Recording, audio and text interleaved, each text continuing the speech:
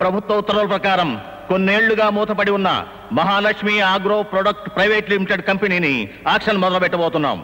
Electricity department కి, municipal corporation కి, కార్మికులకు మేనేజ్మెంట్ బకాయి పడ్డ మొత్తం 1,20,00,000. కాబట్టి ఈ వేలంపాటను 1,20,00,000తో మొదలు పెడుతున్నాం. సర్కారు వారి పాట 1,20,00,000. 1,50,00,000. 1,70,00,000. 2.5 కోట్లు. కోట్లింగం గారి పాట 2.5 కోట్లు ఒకటోసారి. కోట్లింగం గారి పాట 2.5 కోట్లు రెండోసారి. कोई फायदा नहीं ढाई करो. కోట్లింగం గారి పాట 2.5. రా ఫ్రెండ్ రా. ఇప్పటిదాకా నువ్వు రాపోయేసరికి పాట నా పేరుని పాడేస్తున్నా. నీ పేరు మీద పాడడం దానికి మన కంపెనీ పేరు మీద పాడొచ్చుగా. నీ నా అనుకునే మనిషికి మన అనే మనసు ఉండాలిగా డాడీ. స్నేహానికి లొంగిపోయి నువ్వు వాడిని పార్ట్నర్ గా చేర్చుకుంటే స్వార్థానికి అప్పుడు పోయి వాడు నీకు పాడిగట్టాలని చూశాడు.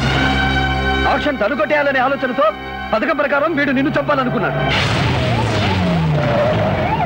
అదృష్టవశాత్తు నీ కారు నేనే వేసుకెళ్ళబట్టి వీళ్ళ అసలు రంగు బయటపడింది. రండి ఇన్స్పెక్టర్ గారు, తీసుకెళ్ళండి.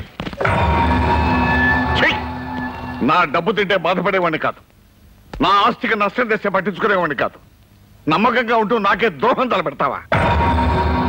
తినటానికి లేదు, ఇంత అన్నం పెట్టమని ఏడిస్తే మన పాత స్నేహాన్ని గుర్తు పెట్టుకుని నిన్ను నా పార్ట్నర్ గా చేసుకున్నాను రా.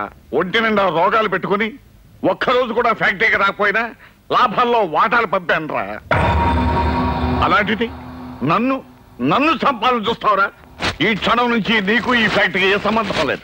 అదేంటి సార్, ఇలాంటి వాడిని అంత తేలిక వదిలిపెడితే ఎలా? మనిషికి మాటతో సమాధానం చెప్పాలి, కానీ ఇలాంటి కుక్కకి చెప్పుతో సమాధానం చెప్పాలి సార్. ఏంటి అలా చూస్తావు?